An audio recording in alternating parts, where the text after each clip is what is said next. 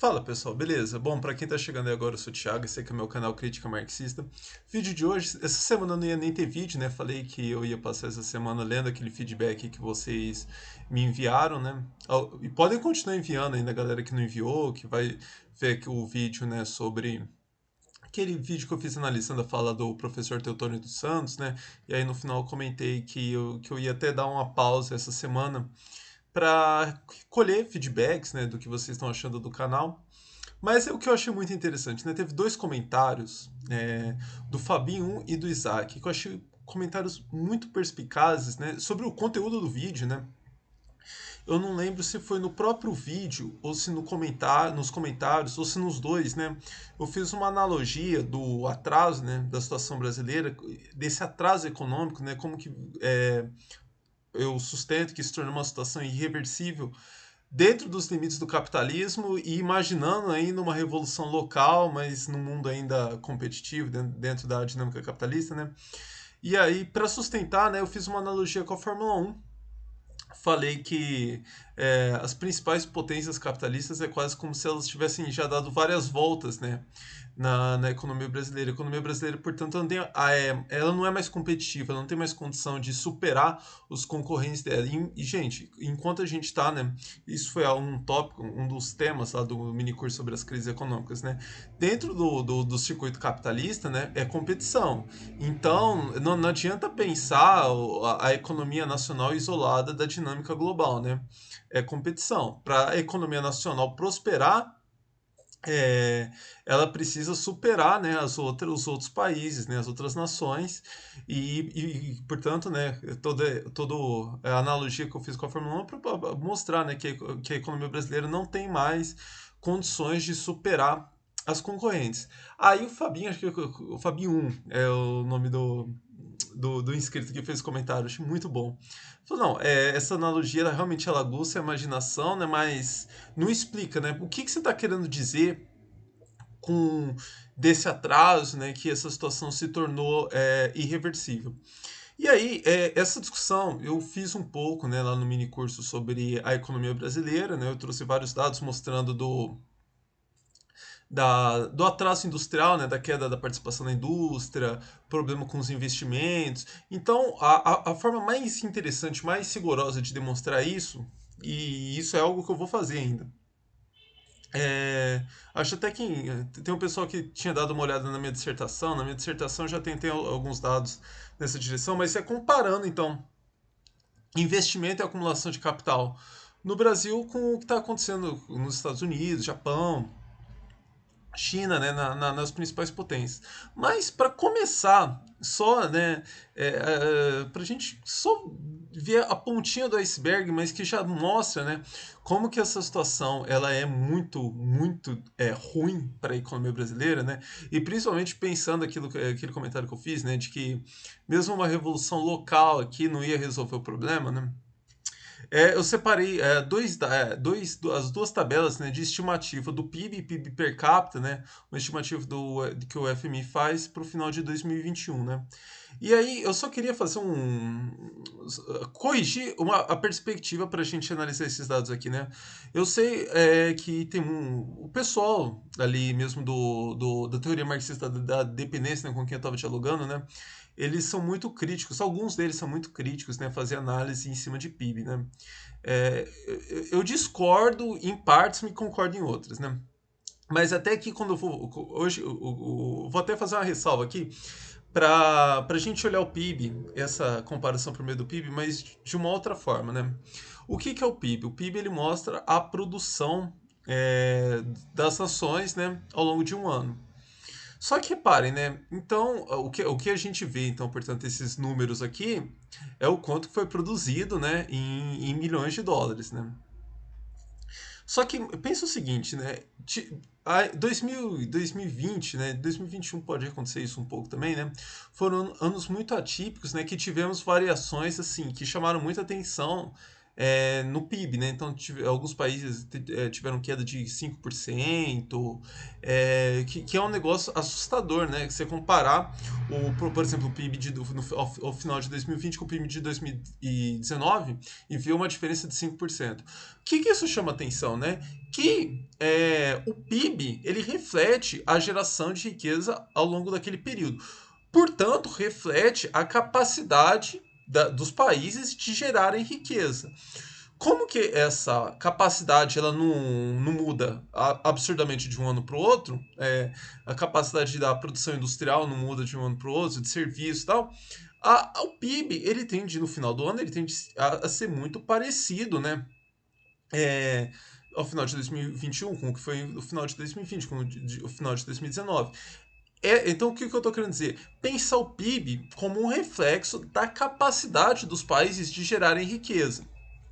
Esse é o primeiro ponto. E o segundo ponto, então, para a gente pensar é que a capacidade, então, de você aumentar a sua capacidade de geração de riqueza, ela não é uma dinâmica simplesmente interna, não é simplesmente você ali dentro, os gestores políticos, né, a boa vontade dos gestores políticos investirem mais, se a gente isolar, né, um país do resto do mundo, e aí com boa vontade, então, de todos esses agentes investindo mais, isso por si só não garante o aumento da capacidade, né, de gerar riqueza. Por quê? Aí tá lá naquela aula do minicurso sobre as crises econômicas, né, do jogo de soma zero. O que o Robert Brenner sustenta. Robert Brenner, ele é muito interessante com relação a isso, porque ele apresentou uma imagem, né, também de novo, que é muito interessante para a gente ver isso. Mas toda aquela discussão da queda da tendência da taxa de lucro, ela está completamente em sintonia com isso, né? Nesse mundo em que a acumulação de capital está muito reduzida, para ter acumulação de capital num lugar, você precisa que outros lugares não estejam acumulando. Então não basta, voltando, né, para aquela imagem, não basta a boa vontade, né, dos gestores dentro do país para investirem mais e isso já está garantido. Não, esse investimento vai ter que gerar, né, a capacidade de gerar riqueza de forma mais competitiva que os outros países. E, portanto, por que eu fiz todo esse percurso? Né? Para mostrar como que a situação brasileira ela é muito, muito, muito dramática. Né? Comparando então agora só o PIB em termos nominais, né? A perspectiva é que a economia brasileira vai terminar 2021, né, com um PIB de 1 trilhão 491 milhões, 1 trilhão 491 bilhões de dólares, né? Enquanto que a economia norte-americana, 22 trilhões, não, gente, a unidade é trilhões, então 1 trilhão 491 bilhões, e aqui 22 trilhões 675 bilhões de dólares. O que isso indica? Que a economia norte-americana tem quase que 15 vezes, né, mais de 15 vezes, a capacidade de gerar riqueza em relação à economia brasileira. A chinesa, 13 vezes mais ou menos, fazendo as contas de cabeça, acho que um pouco menos 12. É muito, muito, muito, é muito mais. Aí pode falar, não, beleza, mas para a gente pensar então nessa comparação, para aumentar a capacidade de geração de riqueza dentro da economia brasileira, né, você não precisa ultrapassar necessariamente a China dos Estados Unidos. Você pode ultrapassar aqui outros países, né, Japão, Alemanha, ali que tem o PIB mais parecido. E aí a gente, num patamar bem mais reduzido, né, porque da China para o Japão a gente já vê um corte de vai para quase um terço, né? Só que aí a gente vai para o segundo movimento. Vamos comparar, né, esse PIB com relação à população. Obviamente que o ideal não seria comparar, né? A medida do PIB per capita ela é uma medida de bem-estar social. Ela é interessante para aquele outro movimento que eu fiz, né, de falar que como fazer uma revolução só no Brasil aqui está longe de resolver o problema, né? Porque se fizer uma revolução aqui no Brasil o PIB per capita, né? A capacidade de geração de riqueza hoje no Brasil garante um PIB per capita de 7 mil dólares ano. Isso aqui não é completamente insustentável imaginar uma economia socialista tendo, né, a perspectiva, né, em relação uma economia capitalista um PIB per capita de 7 mil dólares. Depois, num outro vídeo, dá para eu voltar nisso, né? Mas vamos ter em perspectiva aqui. Mas então, o que eu ia falar? Que o PIB per capita não é o ideal para a gente continuar, né, nessa perspectiva de competição. O ideal seria ter um PIB dividido por empreendimentos, né, empresariais. Por quê? A grande capacidade de geração de riqueza está nos grandes negócios, né? Então seria ver por exemplo, quanto que esse PIB norte-americano, quanto que ele reflete, né, a competitividade das grandes empresas norte-americanas. Mas assim, com esses limites, o PIB per capita ele ajuda a gente a ter essa perspectiva, né, do PIB em relação por meio da relação com a população, a gente imaginar, né, o quanto que tem ali em relação aos agentes, né, a capacidade desses agentes, né, de fazer investimento, né. Aí vamos comparar aqui, então, aqui o Brasil com esses outros países, né, que estão bem atrás. Japão, PIB per capita, 42, quase 43 mil dólares. É, vai dar 6 vezes, né, o PIB brasileiro. Então vejam, aqui tem outros até que muito que parecem que estão muito mais próximos, por exemplo, Canadá, né? Canadá é 7 vezes o PIB per capita brasileiro. Então veja, isso aqui é só para a gente começar essa conversa para mostrar, né, o quão atrasado tá a economia brasileira e como que é irreversível. Então, de novo, gente, o que que quando a gente olha esse atraso, né?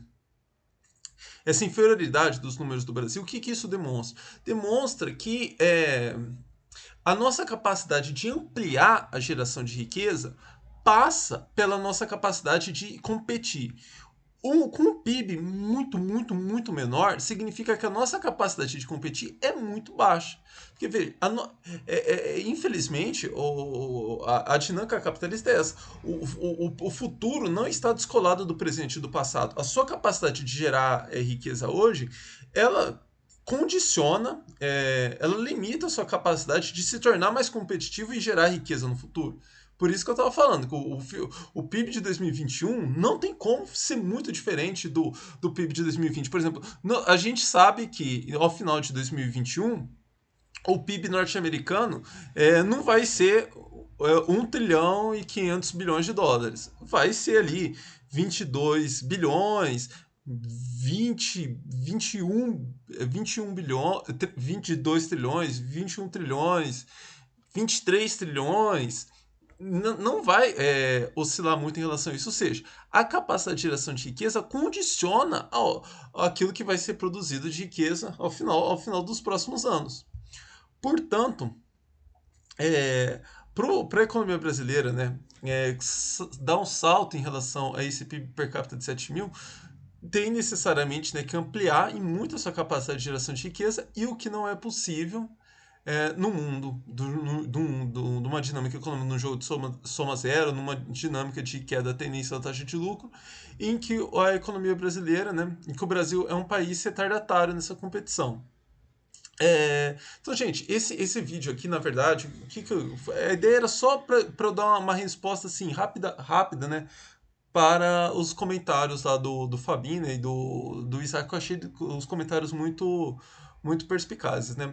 Eu vou fazer outros vídeos, eu tô até pensando o formato que eu vou fazer esse vídeo, né? Eu queria fazer um vídeo bem parrudo, trazendo os vários dados, fazer até outros levantamentos, né? E para fazer essa apresentação de forma mais didática, né? Aqui, esse vídeo aqui, ele acabou ficando, né? Como eu acabei fazendo ele de supetão aqui, porque eu fiquei muito animado, né, com esses comentários, que eu quis dar uma resposta antes. Então, até didaticamente, a apresentação desse vídeo aqui, ela ficou mais complicadinha, né? Por isso, eu vou ficar devendo, mas é algo que eu vou voltar logo para fazer um vídeo mais detalhado e mais arrumadinho, né, com os slides, para a gente mostrar isso em mais detalhes. Bom, e aí, quem ainda quiser se aventurar e fazer feedbacks, sugestões ali de próximos vídeos para fazer análise, igual que eu fiz aquela em cima da fala do Teotônio dos Santos, vou ficar atento, né? Vou até continuar lendo os comentários, né, que vocês enviaram, analisar as enquetes, né? para pensar os próximos rumos aqui do canal. Então agradeço muito todo mundo que já comentou, né? Agradeço de antemão ainda o pessoal que vai comentar. E é isso, gente. Curta, comentário de engajamento também, né? E um abraço até a próxima.